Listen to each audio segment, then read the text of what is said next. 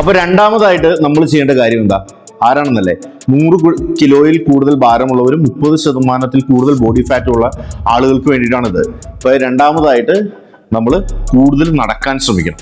എപ്പോഴൊക്കെയാണ് നടക്കേണ്ടത്? അതായത് 45 മിനിറ്റ്, 1 മണിക്കൂർ രാവിലെ നടക്കാൻ പോകുന്നതിനെ പറ്റിയിട്ടല്ല.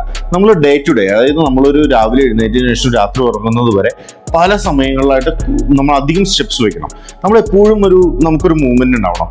സ്പെഷ്യലി നമ്മൾ ഫുഡ് കഴിച്ച് കഴിയുമ്പോൾ നമ്മളൊരു 5 മിനിറ്റ് 10 മിനിറ്റ് നമ്മൾ അങ്ങോട്ടും ഇങ്ങോട്ടും നടക്കുക. നമ്മൾ ജസ്റ്റ് അങ്ങോട്ട് വെറുതെ ഒരു കസേരയിൽ ഇരുന്നിട്ട് അവിടെ നിന്ന് എഴുന്നേറ്റ് ഫസ്റ്റ് ഫ്ലോറിലേക്കോ അല്ലെങ്കിൽ പുറത്തേക്കോ ഒന്ന് പോയി വരിക, അങ്ങനെ. അല്ലെങ്കിൽ നമ്മളൊരു ഫോൺ കോൾ അറ്റൻഡ് ചെയ്യുമ്പോൾ പുറത്തേക്ക് പോവുക, നമ്മൾ തൊട്ടടുത്തുള്ള കട വരെ അല്ലെങ്കിൽ എന്തെങ്കിലും സാധനങ്ങൾ വാങ്ങാനായിട്ട് പോവുകയാണെങ്കിൽ നടന്നു പോവുക. അങ്ങനെയുള്ള ചെറിയ ചെറിയ കാര്യങ്ങൾ നമ്മൾ കൂടുതൽ നടന്ന് ചെയ്യാൻ ശ്രമിക്കുക. അപ്പോൾ കൂടുതൽ മൂവ്മെന്റ് വരുന്നത് വഴിയിട്ട് നമ്മുടെ ഇൻസുലിൻ വീണ്ടും കുറയും.